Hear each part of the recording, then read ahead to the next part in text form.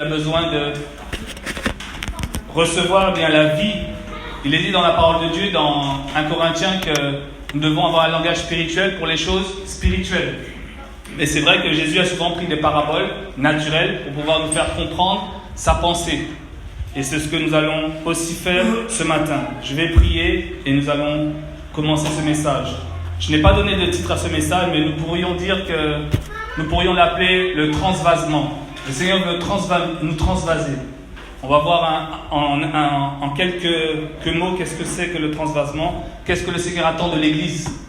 Seigneur, merci pour cette matinée, merci pour ta parole. Merci parce que tu veux nous faire du bien ce matin. Lorsque tu nous parles, ce n'est pas pour nous condamner, ce n'est pas pour nous juger, mais c'est que nous puissions devenir meilleurs et pas pire. Alors merci que ce matin, au travers de ma bouche, tu puisses exprimer ta volonté, tu puisses exprimer ta pensée, non pas à nous, mais à toi seul la gloire, pour tous les siècles des siècles, en Jésus. Amen. Nous pouvons prendre le livre de Jean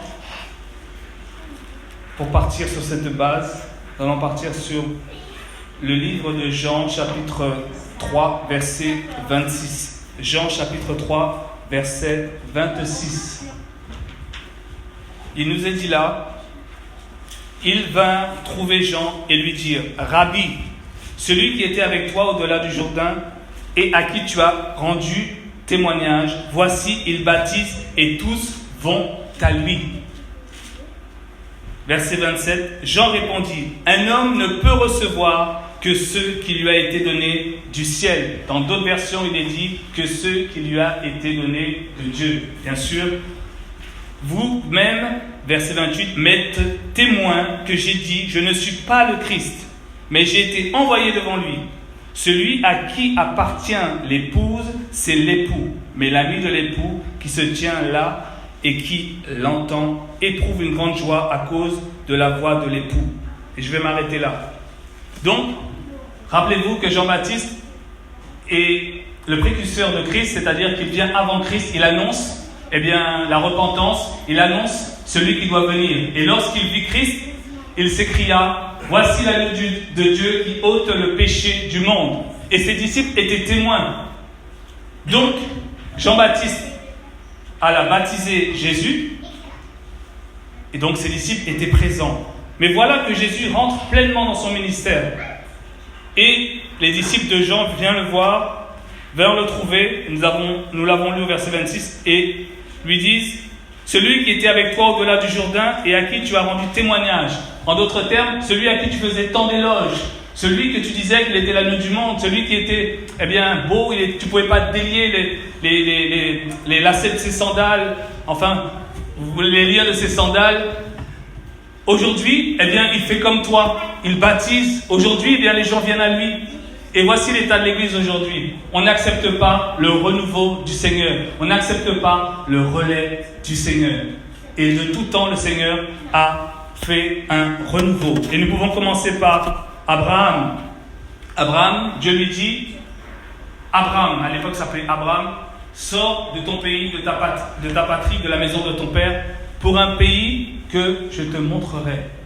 Donc, le Seigneur sort Abraham du contexte familial, sort Abraham des rites, sort Abraham des pratiques, sort Abraham d'une culture dans laquelle il a vécu. Dieu veut faire quelque chose de nouveau. Et aujourd'hui encore, Dieu cherche un homme en qui il peut avoir accès. Il est très difficile aujourd'hui de trouver une église, une congrégation, un homme, une femme en qui le Seigneur peut avoir accès. Pourquoi ? Parce que nous avons été formatés, c'est-à-dire on nous a mis dans un format et on se dit que si je réponds à l'appel du Seigneur, si je fais comme ceci ou comme cela, on va me dire que je ne suis pas dans les clous, on va me dire que je ne fais pas comme les autres. Le Seigneur n'a jamais fait comme les autres. Et il n'a jamais répété les mêmes choses. Il cherche quelqu'un de sensible, qui ne soit pas une vieille outre. Le Seigneur ne cherche pas une vieille outre, parce qu'il a un vin nouveau à y déverser. Il a un esprit nouveau à y déverser dans un cœur qui est prêt à recevoir. Il est dit dans Romains chapitre 12, soyez transformés par le renouvellement de l'intelligence, afin de discerner la volonté de Dieu. Nous avons besoin d'être transformés, de sortir d'une condition pour arriver à une autre, de sortir de l'état de chenille pour arriver à l'état de papillon. Ah, c'est bien les enfants, par exemple. Donc nous avons besoin de sortir de ce format dans lequel on nous a placés. Quelqu'un qui soit malléable dans la main du potier, transvasable par les mains du vigneron. On a besoin de personnes comme ça. Et Dieu cherche un homme, Dieu cherche une personne, Dieu cherche une église, Dieu cherche quelqu'un qui pourra répondre « Présent, Seigneur, me voici. Amen. Me voici, Seigneur. Qu'est-ce que tu veux ?» Car l'Église a l'exemple de Moab. Vous connaissez Moab? Moab n'a pas voulu changer d'odeur. Moab, vous savez que c'est le fils de Lot, le fameux fils qui a été conçu avec la fille de Lot dans l'inceste. Donc, il n'a jamais porté de bons fruits, mais malgré tout, nous savons que nous avons un Dieu plein d'amour et Dieu a voulu le transvaser. On ne va pas prendre les textes. Aujourd'hui, c'est vraiment une exhortation. C'est en Jérémie 48. Vous allez voir que depuis sa naissance, Moab n'a pas voulu changer d'odeur. Il est dit qu'il n'a pas voulu changer de condition. Et bien souvent, l'Église, depuis tant d'années, je dirais, l'Église n'a pas voulu changer d'odeur. Elle n'a pas voulu être transvasée. Elle est restée sur un format. Elle est restée sur une base. Alors que le Seigneur veut renouveler. Parce que nous voyons que dans ce format-là, le format dans lequel est l'Église, il n'y a plus de miracles. Il y a beaucoup moins de sainteté, beaucoup moins de convertis réels. Des hommes et des femmes qui ont soif de Dieu. Des hommes et des femmes qui ont soif de gagner des âmes. Mais plutôt des hommes et des femmes qui se servent eux-mêmes, qui cherchent leur propre intérêt. Je parle de l'Église entière. Je m'inclus dedans. Est-ce que c'est vrai? Lorsque nous lisons les Actes des Apôtres, lorsque nous lisons les Évangiles, lorsque nous lisons la parole de Dieu dans son entièreté, nous voyons des miracles, nous voyons des signes et des prodiges. Et nous ne cessons de dire que Jésus est le même hier, aujourd'hui et éternellement. Mais si nous ne mettons pas en pratique ces paroles, nous ne pourrons pas voir ces choses s'accomplir. Parce qu'il n'a pas changé. Il confirma par des signes et des prodiges les paroles des apôtres. Qu'est-ce que les apôtres annonçaient? Un évangile pur. C'est vrai ou pas? C'est vrai. Et donc, Moab ne voulait pas changer d'odeur. Vous voyez, quand on veut faire un carafage avec du vin, lorsque vous servez du vin, vous voyez que souvent il y a un dépôt qui reste. Moab a voulu rester dans sa lie. Vous savez ce que c'est la lie? Un dépôt, même dans du jus des fois. Même dans l'orangina, on peut dire que la pulpe, c'est la lie qui est déposée. Il faut la secouer. Mais là, il ne faut pas secouer. Dieu ne veut pas secouer la lie qui est en nous. Il veut nous transvaser. Il veut nous changer d'un pot. Comme on change un pot, comme on change l'eau d'un pot de fleurs, il veut nous mettre dans un autre pot, afin que la lie reste dans l'ancien pot. Est-ce que vous me suivez? La nature charnelle, les principes religieux, il veut au fur et à mesure nous passer par l'écumoire, il veut par le filtre. Mais Moab, c'est l'exemple de l'Église qui ne voulait pas changer d'odeur. Il était bien dans son format, il se sentait bien. Et l'Église aujourd'hui universelle se sent bien dans ce format-là. Et le Seigneur, qu'est-ce qu'il a fait pour moi? Il a envoyé des ennemis pour le transvaser. Il a dit, puisque tu restes ainsi, je vais te transvaser. Je vais te transvaser. Et on le voit dans Actes, vous avez étudié les Actes, Acte 8, qu'est-ce qui s'est passé en Acte 8? Rappelez-vous. Qu'est-ce qui s'est passé en Acte 8? Les disciples ont été dispersés. Exactement. Rappelez-vous, Dieu a dit, faites de toutes les nations des disciples, allez à Jérusalem, en Judée, en Samarie et jusqu'aux extrémités de la terre. Avant Acte 8, il est dit que l'Église était paisible, en paix. Mais le Seigneur, il a dit, mais c'est pas ce que je vous ai demandé, les gars. C'est bien d'être paisible en paix, mais qui va aller prêcher en Samarie? Qui va aller prêcher au-delà de la terre? Donc qu'est-ce qui s'est passé? Il y a eu la persécution, parce que Dieu a permis la persécution pour donner un petit coup de pied dans la fourmilière, pour dire que, vous n'êtes pas sauvés pour être sauvés, mais vous êtes sauvés pour aller gagner les âmes. Amen. Est-ce que vous voulez gagner les âmes?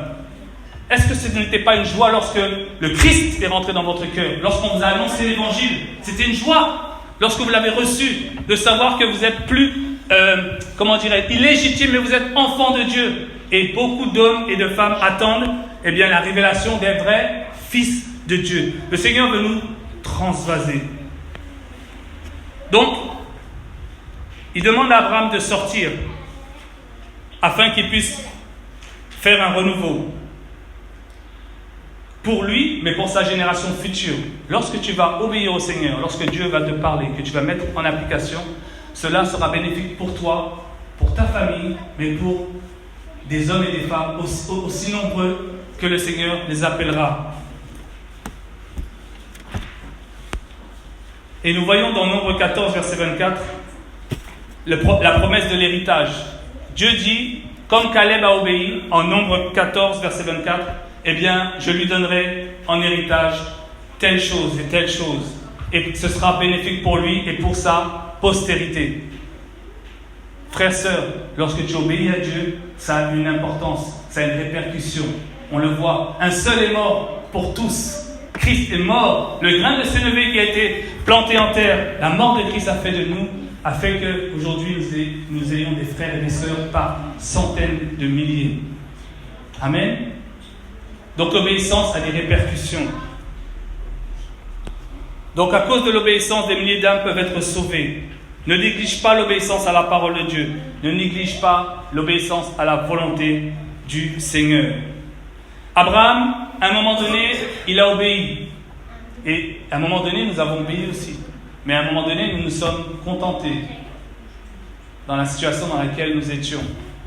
Qu'est-ce qui s'est passé? Dieu fait une promesse à Abraham. Il lui dit, tu auras une postérité. Abraham lui dit, mais non Seigneur, je sais que, je paraphrase, je sais que tu es le Dieu de miracles, mais quand même, ma femme j'ai 99 ans, ma femme elle en a tout autant.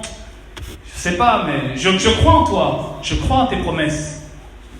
Et finalement, il va vers Agar, parce que son épouse lui dit, écoute, comme moi-même je suis vieille, c'est vrai que le Seigneur, c'est un Dieu de miracles, mais en même temps, je pense qu'il voulait dire que tu vas avoir un enfant, mais pas forcément par moi.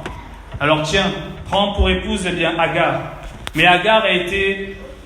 l'enfant d'Agar allait être préjudiciable pour la promesse. Alors à un moment donné, en Genèse 21, je crois, Genèse 21 ou Genèse 16, c'est pas le propos ce matin, mais vous vérifierez, si c'est pas ça, vous me le direz. Il lui dit, laisse aller l'enfant et sa maman, laisse-les aller, parce qu'ils n'hériteront pas de la promesse. Ils n'hériteront pas ils sont pas dans cette promesse, ils sont préjudiciables pour. Ce que je veux vous dire par là, il y a des choses dans nos vies, il y a des choses dans notre congrégation qui des fois sont préjudiciables et qu'il faut s'en débarrasser, séparer, pour qu'on puisse rentrer pleinement dans la vocation que le Seigneur nous a adressée. Il dit à Jacob, monte en Égypte, parce que l'Égypte vous est profitable. À un moment donné, eh bien, il y avait la famine. Le Seigneur lui dit, Jacob, tu montes en Égypte. Tu montes en Égypte. Des générations plus tard, il dit à Moïse, tu sors de l'Égypte. Vous voyez que Dieu n'est pas un Dieu. Ce que je vais vous faire comprendre là, ce que le Seigneur veut faire comprendre, il faut être attentif à ce que Dieu veut. Aujourd'hui, c'est ça, mais demain, hop. Quand tu es en France ou dans un pays européen, quand c'est l'hiver, tu mets un maillot de bain?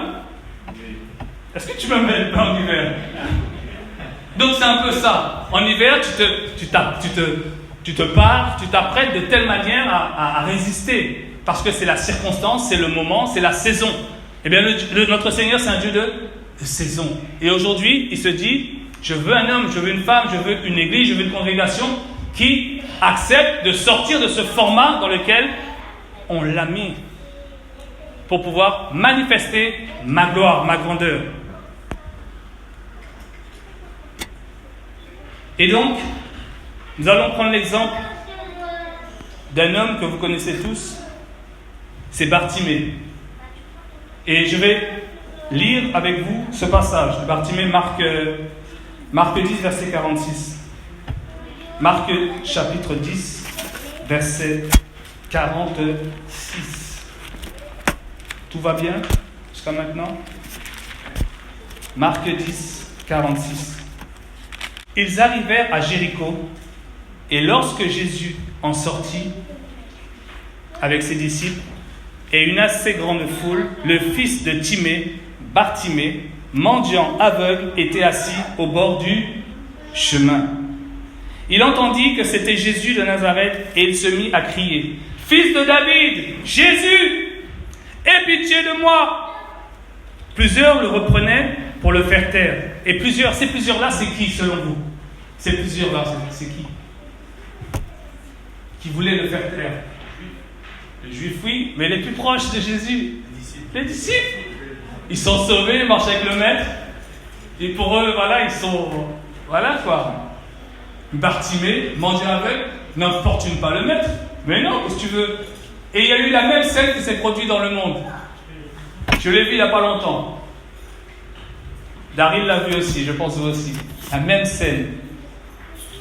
C'est une parenthèse. Mais si le jour de foot, il passe, un enfant veut faire une photo, qu'est-ce qui s'est passé? Vous n'avez pas vu ça? Eh bien, Messi passe, et il y a un enfant qui vient. Les gardes du corps le bloquent, mais Messi le voit. L'enfant est en train de pleurer. Messi lui dit, viens. Vous voyez, on pense que le Seigneur pense comme nous. Le Seigneur ne pense pas comme nous. Là où nous condamnons les hommes, le Seigneur ne les condamne pas. Et Bartimée, ce mendiant que les Juifs, les religieux avaient rejeté, avaient marginalisé, qui portait un manteau. Ce manteau représentait sa condition sociale de mendiant, d'aveugle. Il était qualifié, il était assis. Mais à un moment donné, il en a eu assez de sa situation. Il entend que Jésus passe, frère.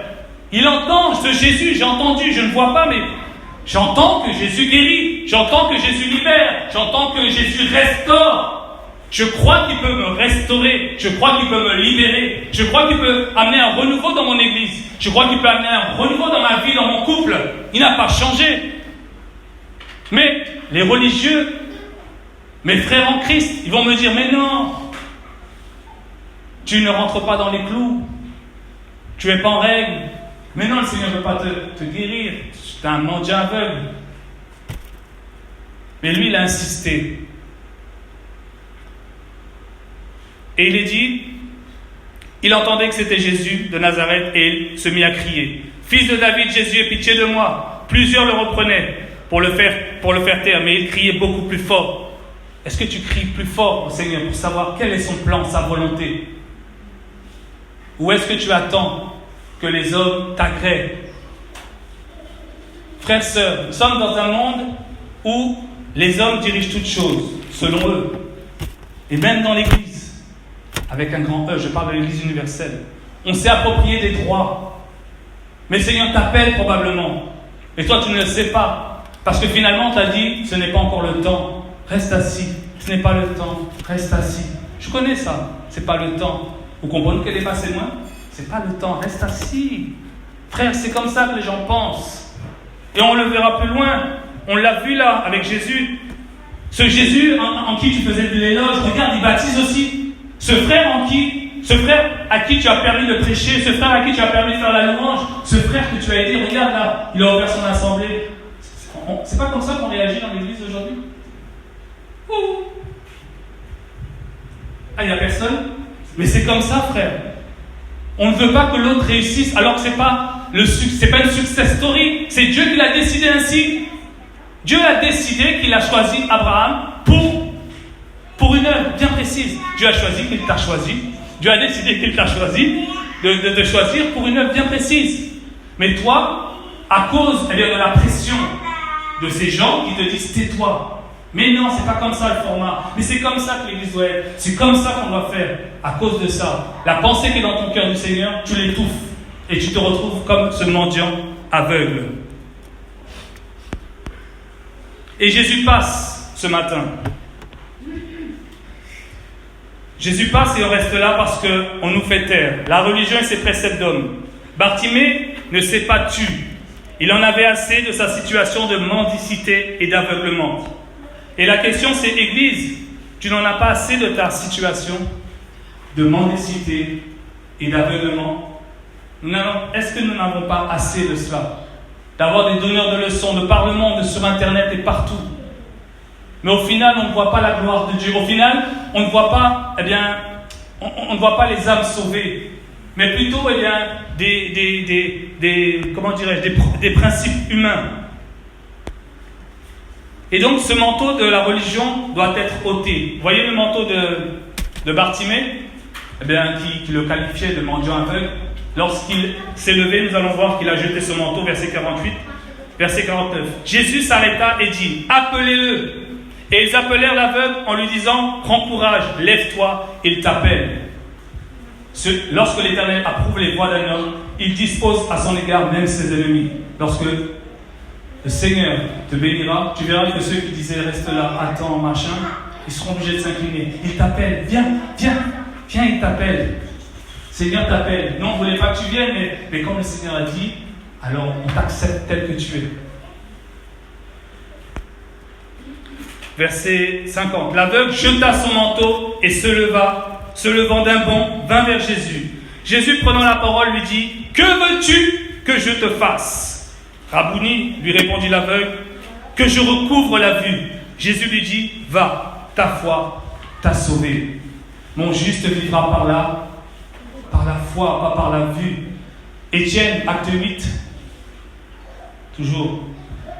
Un ange lui apparaît et lui dit, tu vas dans telle rue, tel endroit. Je l'ai vécu. Je suis parti en voyage comme ça. Qu'est-ce que je vais faire par semaine? J'ai d'autres choses à faire. Tu vas à telle rue, tel endroit. Mais Seigneur, mais c'est pas, comment on dit ça? Il y a un mot que je ne me souviens pas. C'est pas conventionnel ça. Je t'ai dit, tu vas à telle rue, tel endroit. Et Étienne, il y va. Et qu'est-ce qu'il rencontre qui? Acte 7, pardon. Il rencontre qui? Mais vous avez étudié les actes? Mais c'est pas grave. Il rencontre l'eunuque. Et l'eunuque, il lit. Il entend, Philippe entend l'eunuque qui lit. Philippe. Donc Philippe. Donc acte 8 alors. Voilà. Autant pour moi. Non, c'est vrai, c'est bien. C'est Philippe. Donc l'évangéliste, celui qu'on avait nommé. On l'avait nommé Jack. Ça, c'était dans la structure de l'Église. L'homme, avec le discernement, a nommé un diacre. Mais Dieu l'avait appelé, lui avait donné un ministère. Amen. Donc ça confirme encore, ça corrobore à ce que je parle, qu'il faut écouter la voix du Seigneur. Laissez à part Paul et Barnabas pour l'œuvre à laquelle je les ai appelés. Donc Philippe, il entend l'eunuque qui lit Ésaïe, et il lui dit, mais comprends-tu ce que tu lis? L'eunuque lui dit, mais ces personnes bêtes, ils ne pourraient pas comprendre. Et finalement, il lui explique. L'eunuque donne sa vie au Seigneur, il se fait baptiser. Et Philippe, il disparaît. Le Seigneur l'appelle encore autre part. Oh là, il s'est volatilisé. Philippe était attentif, sensible. Et la prière ce matin, pour vous, pour moi, c'est que le Seigneur puisse nous rendre attentifs à sa volonté. Que nous puissions prier. Seigneur, qu'est-ce que tu veux que je fasse dans ma situation? À quoi m'appelles-tu, Seigneur?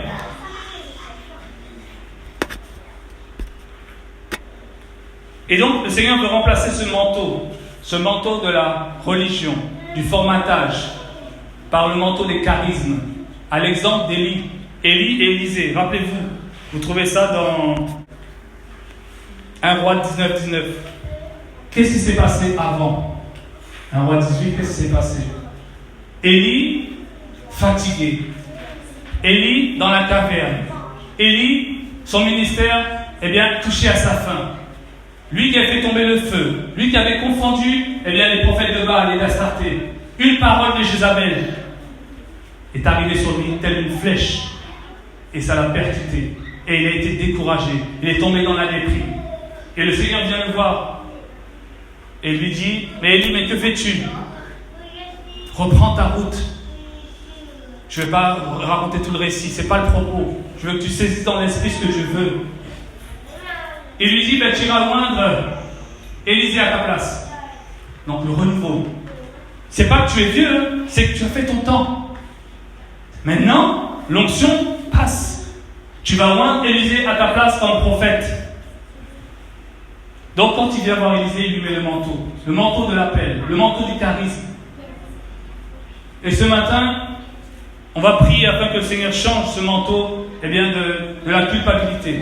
Que nous puissions nous-mêmes jeter ce manteau de la mendicité spirituelle, de la religiosité, du confort, pour que nous puissions rentrer pleinement dans la vocation qu'il nous a adressée. Parce qu'il nous a adressé une sainte convocation, une vocation. Ça peut être dans la localité, dans cette assemblée. de laisser Dieu te remplir de son vin nouveau, c'est-à-dire de sa vision nouvelle, de son esprit, pour que tu puisses aller plus loin dans ce à quoi il t'appelle, mais il appelle l'Église. Nous voyons que, pareil, Moïse, Caleb, nous voyons Josué, nous voyons Caleb et bien d'autres qui ont à un moment donné pris la succession, qui ont pris le relais et qui sont sortis d'un format qui était déjà fait, qui avait déjà vieilli. La parole de Dieu nous dit que nous ne pouvons pas mettre du vin nouveau dans des vieilles outres, parce que lorsque le vin nouveau il fermente, il risque de casser ces vieilles outres.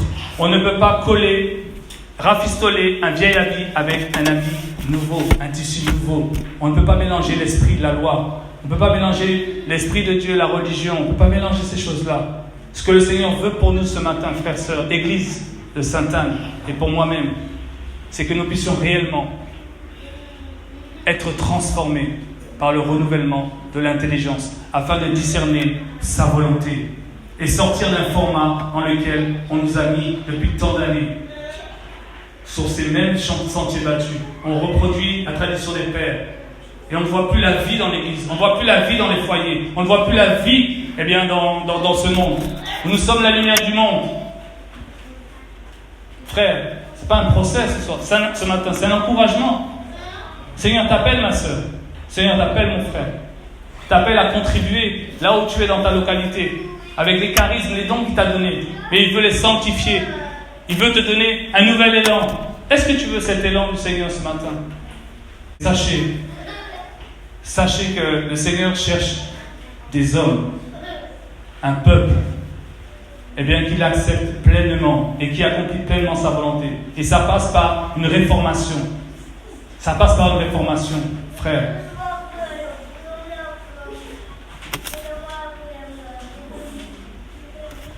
On va prier. Si vous voulez rester assis, vous mettez debout, afin que nous puissions dire: Seigneur, je jette ce manteau de la religion.